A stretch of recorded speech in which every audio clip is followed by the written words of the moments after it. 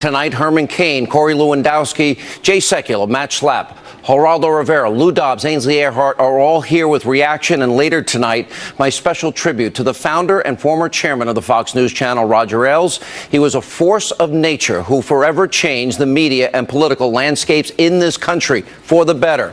If it was not for Roger Ailes, I would not be sitting here with you tonight. We'll have much more on the passing of Roger Ailes coming up later in the show. But first, it is time to fight back against the 5 powerful forces that are now aligning to destroy President Donald Trump. Sitting back and doing nothing is no longer an option. Tonight, a call to arms, our opening monologue. All right, we have been explaining to you, the American people, what is now happening in our nation's capital in this massive effort to utterly destroy President Trump and throw him out of office. It is a plot to subvert the will of you, the American people, and undermine the very foundation of this republic. And it is unlike anything we have ever seen before in American history. Earlier today, at a news conference, President Trump, he addressed these unprecedented attacks. Watch. I respect the move, but the entire thing has been a witch hunt, and there is no collusion between certainly myself and my campaign, but I can always speak for myself and the Russians, zero. I think it divides the country. I think we have a very divided country because of that and many other things. Months of coverage, zero evidence. The president's right. For example, let's look at all these Obama administration scandals. No special counsels. Benghazi, the IRS targeting conservatives, the General Services Administration, their spending scandal, Fast and Furious, Hillary Clinton's private email server. We know felonies were committed there.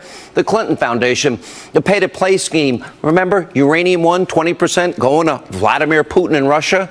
Bo Bergdahl, the Iranian prisoner swap, the VA scandal, Loretta Lynch, Bill Clinton on the tarmac, that meeting, surveillance rules changes, James Rosen and journalists hacked Solyndra, the Secret Service prostitution scandal, unaccompanied minors entering the U.S., Hurricane Sandy funds, healthcare.gov contracts. The threat against President Trump now is real. It is metastasizing into a clear and present danger. It's only going to get worse.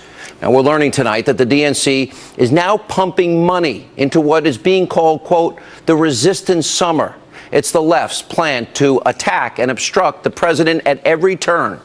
So it's time for you, the American people, you irredeemable deplorables that went out and went to the rallies and voted for him. Time for you to stand up for what you wanted and what you voted for in November. As you heard me say, this is a choice election. Now, everything that you have voted for is under attack. You voted for the economy. You voted for millions of new jobs. You want people out of poverty, off of food stamps, and back in the labor force. You wanted lower taxes. You wanted tax reform. You voted to repeal and replace Obamacare. That process is now underway. You voted for a much stronger military, for a president that can actually say the words radical Islamic terrorism and defeating ISIS. You voted for energy independence. You voted for more control of education to be sent back to the states. You voted to cut government regulations and jobs. And most importantly, you voted to drain the swamp and upend the power structure in Washington, D.C. that has been failing you and the American people for decades. These forces that are working to unseat President Trump, they don't care about fixing the gigantic mess that President Obama left behind after 8 years of incompetence and failure. They don't care because they're inside this corrupt Washington cabal. They are the swamp. They prosper, Americans suffer. And that's why these groups, they don't care about the numbers that we showed you from the Obama administration from back during the campaign, night after night. The lowest labor participation rate since the 70s. Almost 95 million Americans out of the labor force. The worst recovery since the 1940s. Lowest home ownership rate in 51 years. 11 million more Americans on food stamps after Obama.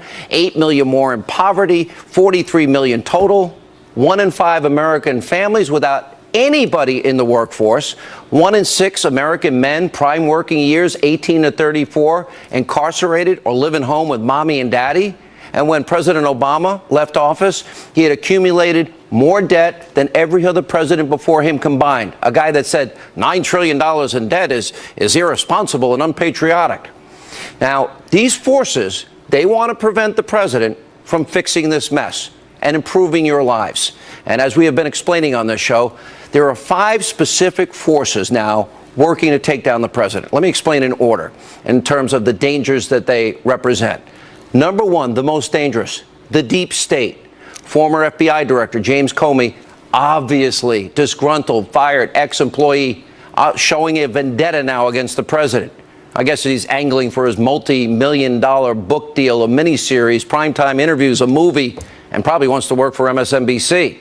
Now, we've seen the deep state working around the clock, undermining, sabotaging, and leaking, which hurts, and hopefully, in their case, they want to destroy the president. The deep state must be purged, and we've got to get rid of the people that are now the biggest threat to this republic and, of course, the free election of Donald Trump. Number 2, the destroy Trump media. They're the second worst in this alliance, if you will. The purveyors of fake news and bizarre tinfoil hat conspiracy theories with no evidence. Collusion, Russia, none whatsoever.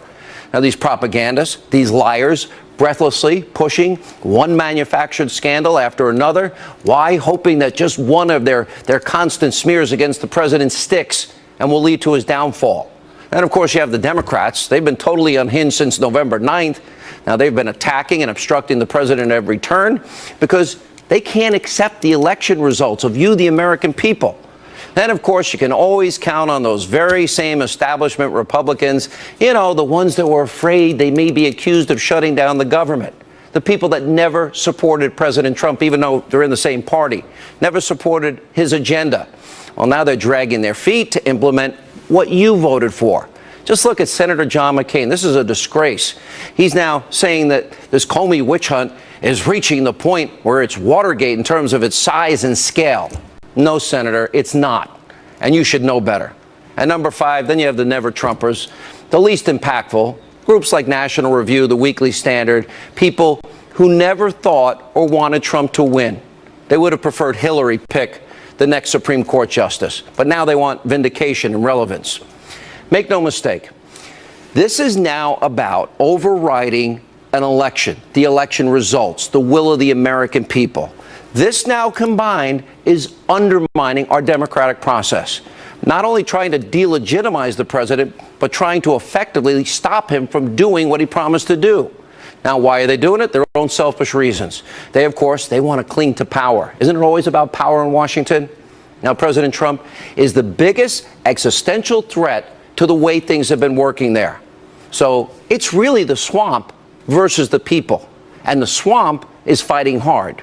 Here's my question for all of you tonight, the American people, you irredeemable deplorables that cling to your God, guns, Bibles, and religion.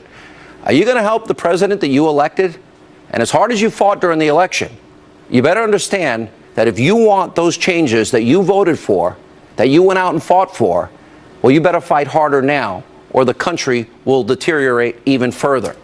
And America's precipitous decline will not stop. Here with reaction, Fox News contributor Herman Cain is with us. Herman, am I wrong? Am I paranoid? Or are these real threats to the president? And do the American people that voted for Trump need to now rally? Sean, you did that monologue better than I could have done. And that's quite a compliment. You're absolutely right. That's beyond a compliment.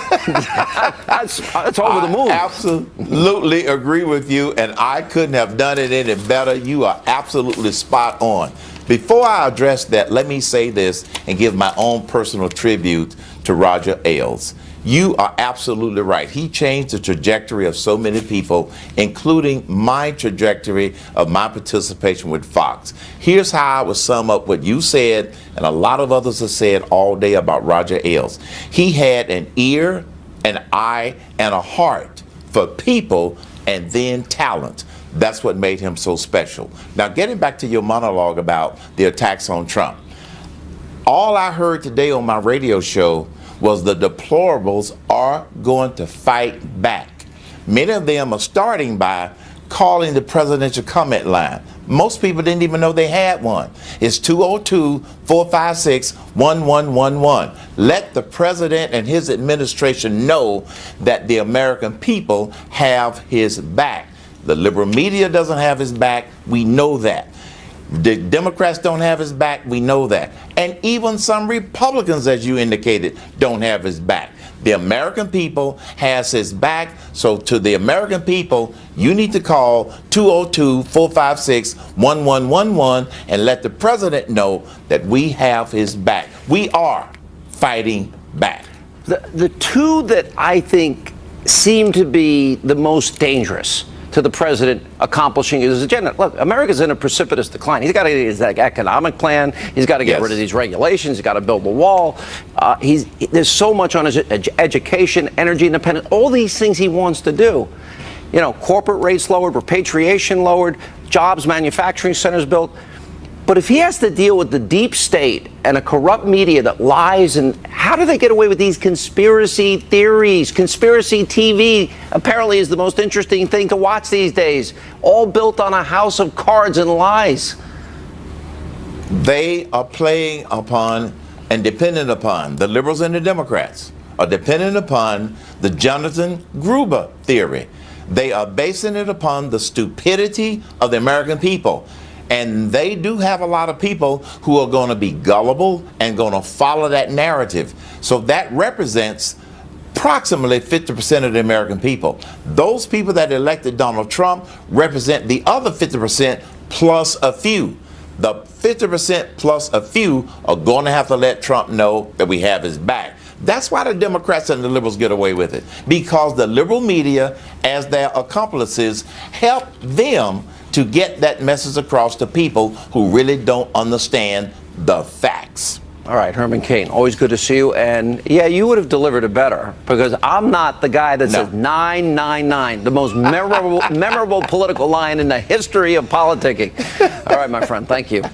And coming up on this busy breaking news night, the president is now fighting back against these forces that are trying to take him down. Lou Dobbs, Corey Lewandowski are here next and also tonight. He no longer has control. And instead, if you will, of being the hunter, he becomes the hunted. Disgraced former anchor Dan Rather takes yet a tremendous success. You look at our job numbers, you look at what's going on at the border, as we discussed before, you look at what will be happening. You're going to see some incredible numbers with respect to the success of General Mattis and others with the ISIS situation. The numbers are staggering, how successful they've been, the military has been. We have to get back to running this country really, really well. We've made tremendous progress in the last 100 and some odd days, tremendous progress. All right, that was the president earlier today at a press conference with the president of Colombia, detailing just some of the successes his administration has had since taking office. By the way, you won't hear that on the mainstream media, but as I mentioned in my opening monologue tonight, there are 5 significant forces that are trying to defeat this president and take him down. The deep state, they're the worst. The destroy Trump propaganda media, they're the second worst. Democrats unhinged, they're next. Establishment Republicans, weak, they're next. And then kind of the never-Trumpers. But President Trump, he's fighting back, calling out what he is saying is a political witch hunt. Joining us now with reaction, former Trump campaign manager Corey Lewandowski from the Fox Business Network, Lou Dobbs. I've never seen anything like this. The most dangerous to me is the deep state, because I've never seen leaks like this. I've never seen unmasking like this, especially in the political years, up 600% from years prior. I think that's largely correct. I think that the enabling rhinos, the established Republicans, who are frankly enabling the deep state and even the left, represent perhaps even a greater danger to the president. It's a danger he's recognizing. Corey Lewandowski rejoining the circle around this president is a helpful and hopeful sign of better things to come for the president. He has around him people who are not taking every pain, every effort, every opportunity to defend him, to attack those attacking the president. And as you and I have discussed, this communications department is led by people who seem like they've never been in the business before. But even at that, I have 2 names I would throw in, even if it's just on a volunteer basis, to get real control, which I think the president deserves. And by the way, and this is not to dismiss anybody. I know people are working hard. A lot of them are gulping water. These attacks are probably consuming 80% of people's day. But Mike Huckabee, Newt Gingrich, helping, organizing, getting the agenda moving. They've been with him though from the beginning. They have been doing a lot, I think, Yeah. as you well But know. really, but I mean more involved. But Even more. But the idea that this president has a communications department that isn't jumping at opportunities to attack the left, to attack the deep state, and to defend and promulgate this president's agenda just drives me nuts. You said it 2 nights ago. It's war. You and I get nuts over the same things. Corey, do you like the idea? Maybe some help. Because 80% of the time seems to be distraction, attack, reaction, attack.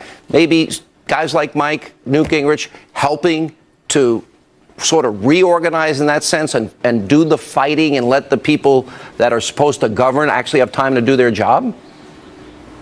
Sean, I think it's super important that those individuals who supported this candidate, Trump, and now President Trump, are out in public talking about what's really going on. What we've seen, actually, and no one wants to talk about this, is if you look at Trump's numbers in the states of Iowa, in the states of Ohio, in the states of Pennsylvania, his numbers are actually up amongst Republicans who voted for him last cycle.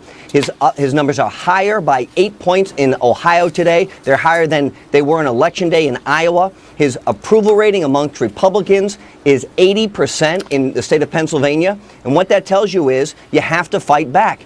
Donald Trump was elected because he wants to change Washington. He needs the surrogates on television who can go out and push back against this false narrative that there's not anything getting done in Washington. The bottom line is, in the first 120 days, he has been more successful than most administrations have been done in 4 years. Listen, I think I'm like the only one, and me and Lou Dobbs, the only two people on this planet that actually report what he's actually done. Lou, let me throw this to you. You bet. Look at this special counsel appointed. Yep. And I'm going to put it up on the side of the screen. I put it up earlier.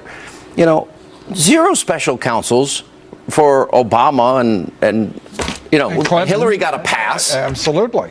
And less than 4 months into the Trump administration's presidency, I mean, this is insane. Where is the evidence of a crime? Let's just start there. There is no evidence of a crime, yet we've got a special counsel. Hours and hours and hours of TV. Corey, the last word.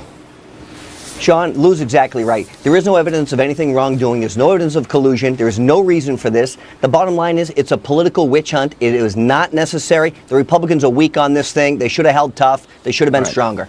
Guys, good to see you both. Lou is really being very shy and timid as usual. When we come back on this busy breaking news night tonight on Hannity. He no longer has control. And instead, if you will, of being the hunter, he becomes the hunted. Wow.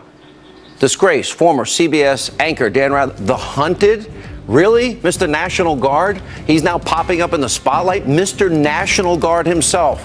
We're going to have more of the lowlights in tonight's insane, our new segment, Fake News Roundup. And then later tonight, new questions over the mysterious death of DNC staffer Seth Rich. Jay Secular weighs in. Square today, an out-of-control car barreling into pedestrians, killing an 18-year-old woman, her 13-year-old sister, and 21 others were injured. The NYPD identifying the driver as 26-year-old Richard Rojas, a Navy veteran from the Bronx. Now, Rojas initially tested negative for alcohol, but more sobriety testing is being done. He's being charged with DUI twice in the past. And House Oversight Committee Chairman Jason Chaffetz resigning from Congress next month. In a statement, the Utah Republican says it's time to spend more time with his family. But he did not mention the investigation he's overseeing into President Trump's firing of FBI Director James Comey. South Carolina Congressman Trey Gowdy, a former prosecutor, has been mentioned as one of the possible replacements for Chaffetz. I'm Jackie Ibanez. Now back to Hannity for all of your headlines. Log on to foxnews.com. Have a great night.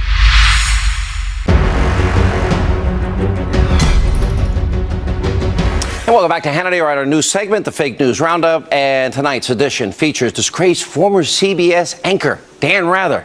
He won't go away. Now, last night, he actually said on MSNBC rather gleefully, announcing that the media has finally got the better of President Trump. But watch how he says this. Watch.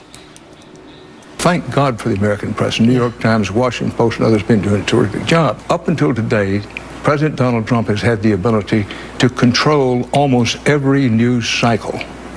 From this day forward, he no longer has control.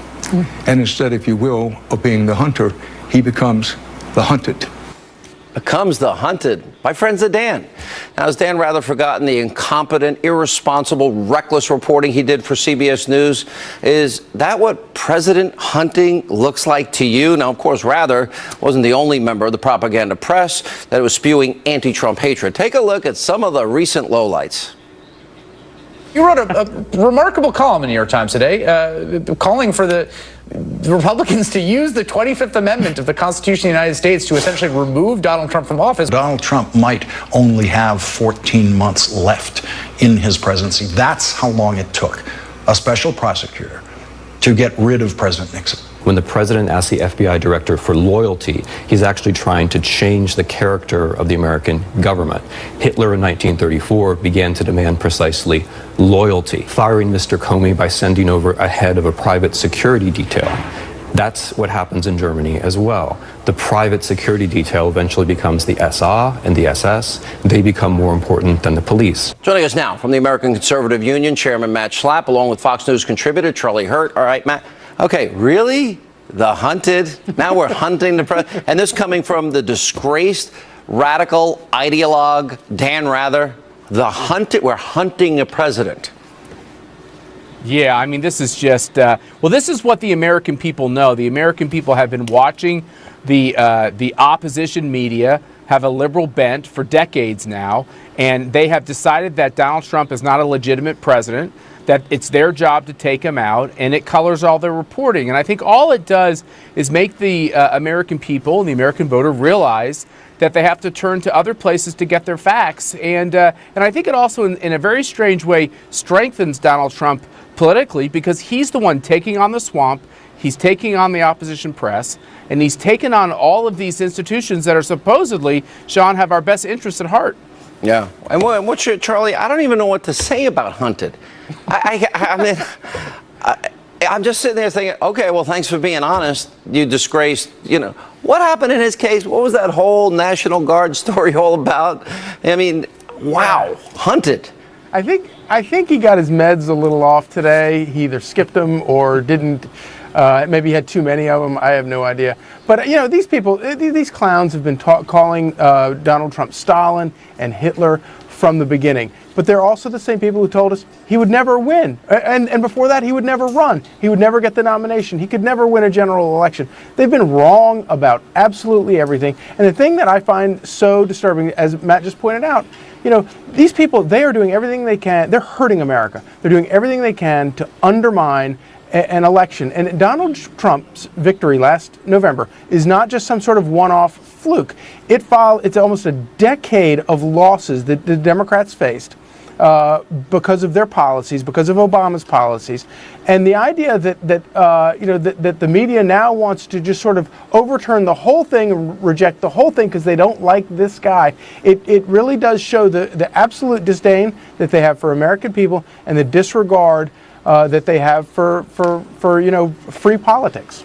Yeah, Matt, it's so bad now, but conspiracy theory hating Trump is actually, it's revitalized Bill Maher and Stephen Colbert's career, and a left-wing cable channel. All of a sudden, wow, all the conspiracy theorists that want to destroy Trump, they're excited because they actually think this impeachment thing is going to happen. Guys, I got to roll. Thank you both for being with us. When we come back, still so many questions. This is getting more mysterious by the day surrounding the murder of DNC staffer Seth Rich. One thing I will tell you, in my opinion, strongly, guess what? It wasn't a robbery. Was he talking to WikiLeaks? We'll investigate. And if he did, does this blow the Russia collusion narrative out of the water? Jay Sekulow will join us. Also tonight, the world has lost a media and political giant, the founder of the Fox News channel, Roger Ailes. He has died at the age of 77. Without him, I would not be on your TV set right now. Later in the program, I'll share with you of DNC staffer Seth Rich. Now, following Rich's death, there was suspicion that he may have been the source of the DNC emails that were leaked to WikiLeaks. Now, not the Russians, as the left claims. Now, here's what we know at this point. In the early morning hours of July 10, 2016, while walking to his Washington, D.C. home, Rich was shot in the back and left for dead. Now, the police claim it was an attempted robbery gone wrong, but the assailant did not take anything from Seth Rich, including his phone, wallet, watch, necklace. Now, suspiciously, 12 days after Seth Rich died, WikiLeaks published the leaked emails from the DNC. Also, following Rich's death, WikiLeaks offered a $20,000 reward for information leading to the conviction of the person or persons responsible for this murder. Then in August of 2016, during an interview on Dutch TV, Julian Assange of WikiLeaks implies pretty strongly that Seth Rich may have been a WikiLeaks source. Watch this. Whistleblowers go to significant efforts to get us material and often very significant risks. As a 27-year-old works for the DNC, who was shot in the back, murdered just 2 weeks ago for unknown reasons as he was walking down the street in Washington. So that was just a robbery, I believe, wasn't it? No, there's no finding. So what are you suggesting? What are you suggesting?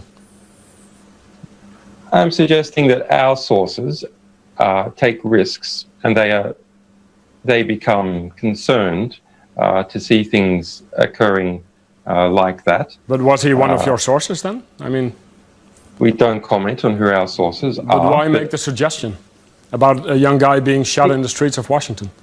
Because we have to understand how high the stakes are in the United States. Now, if Rich, in fact, was WikiLeaks source for the DNC email leaks, it would confirm Russia was not involved. In January, I asked Julian Assange if Russia had given him any of the emails. Now, remember, WikiLeaks has not been wrong in 11 years. They've not been proven to get one fact wrong that they have published. Here's what he had to say. Did Russia give you this information or anybody associated with Russia? Our source is not a state party. So the answer for our interactions is no. You did not get this information about the DNC, John Podesta's emails. Can you tell the American people 1,000% you did not get it from Russia or Yes. anybody associated with Russia? We can say, we have said repeatedly over the last 2 months that our source is not the Russian government and it is not a state party. Now, during that same interview, I asked Julian Assange about a report that was saying that it was a disgruntled Democrat who gave Clinton campaign emails, gave them to WikiLeaks. Watch this. There was one report in the Daily Mail that suggested somebody that you are friendly with actually was handed the documents at American University in a wooded area by a disgruntled Democrat who felt betrayed because the revelations showed that Bernie Sanders had been betrayed and they didn't like the corruption of the Clinton Foundation. Can you confirm or deny that? Is that story true? Well, that statement came from Craig Murray. He friend of yours? Friend of mine. He's been here several times. But WikiLeaks is a source protection organization. We are famous for never having exposed one of our sources over 10 years. That's why sources trust us and they come to us. So I can't comment on other people's statements about our sources, except to say what we have said, which is that our sources are not a state party. It gets more mysterious by the minute. Now, if it was true, we don't know yet, if it was true that Seth Rich gave WikiLeaks the DNC emails, wouldn't that blow the whole Russia collusion narrative that the media has been pushing out of the water? Here, with reaction from the American Center for Law and Justice, Jay Sekulow. I look at this, and with all that we've heard with no evidence, none, and Admiral Rogers and James Clapper, no evidence of collusion, but the media runs with it.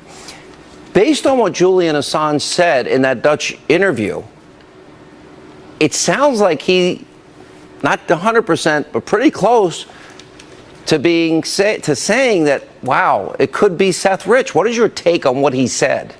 Well, he certainly pointed out what would be obvious to a prosecutor or to a detective. I mean, I've served in multiple capacities in government. I've represented DAs. I was a deputy state attorney general for cases, so I'm familiar with this area. If you look at a normal situation like this, it was a horrible, tragic situation. It does not fit the classic definition of robbery because the deceased, nothing was taken. So that means it really wasn't a robbery based on what we know, but rather a murder. And there's a fundamental difference both to the criminality of that and to the way in which it would proceed through investigation. Jay, in all the years you've been an attorney, does it make sense that you shoot somebody in the back and the whole narrative has been they're investigating a robbery, but they didn't take the wallet, they didn't take the necklace, they didn't take the phone, and they didn't take the watch? Does that sound like a robbery to you? Because it doesn't sound at all like a robbery to me. No, it sounds like murder one. I mean, it sounds like premeditated murder targeted at this individual. And the unfortunate situation is that it's been classified, I guess the police are classifying it as a robbery, the detectives. And I think, but it points to a bigger issue, Sean, and that bigger issue is this. Of course, the public perception of this is this was just another horrible situation, a crime in the District of Columbia. But there's a lot more to this, I would suspect. I mean, you can't ignore the fact that it was a DNC staff member. You can't ignore the fact that there was nothing taken from the individual's body. No, there was no wallet taken, no jewelry. I'm running out of time. I want to ask you this. Because, remember, in the eve of the DNC convention, Debbie Wasserman Schultz, these other people all lost their jobs based on what was in those emails. Right. And I just, in deep down, you have to wonder if it's not him or somebody, maybe was so disgruntled at how they cheated Bernie Sanders, how they conspired against him, how the fix was in. I could, not necessarily him, we'll put him aside for a minute. Couldn't you see somebody seeing that gross injustice, saying this is outrageous, and wanting it exposed, the truth told? Well, you know, that happens all the time inside of political campaigns, so that's not unusual. The tragic aspect of it here is, of course, the media continuing to harp on the Russia source of the leaks, which Julian Assange pretty much denies.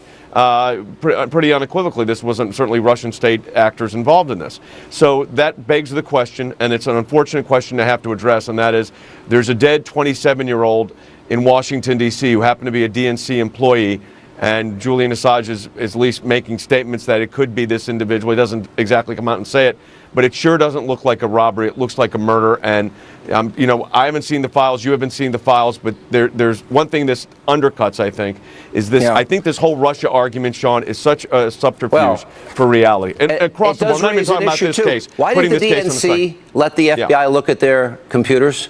And why did the FBI allow that? But I got to roll.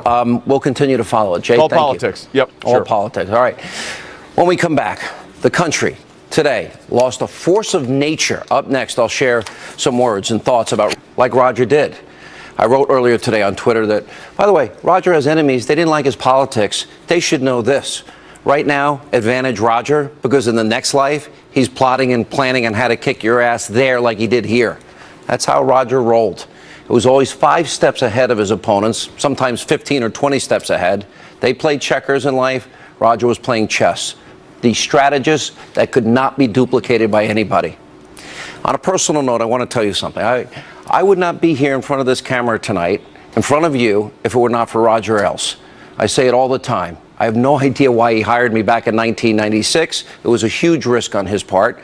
I was a young, local radio host, Atlanta, very little TV experience. And to be honest, I don't know how he didn't fire me early on. I was that bad, as early tapes humble me every time I see them. But I think it was because Roger saw something in me, like he did so many other people here on the Fox News channel that he hired, that they didn't see in themselves. He became like a second father to me. I lost my father in March of 1997, right after starting at the Fox News channel 6 months later. I am forever grateful for the opportunity, his endless enthusiasm, his humor, his wit, his energy, his raw, instinctive intelligence. I want to say this tonight. Our thoughts and prayers are with his wife, Beth, his son, Zachary. Roger Ailes was a true American original, one of the deepest thinkers I ever met. He will be greatly missed. Joining us now, Fox News correspondent at large, Geraldo Rivera, and Fox and Friends co-host, Ainsley Earhart. Words don't summarize how many people's lives he changed. I watched the news with you this morning.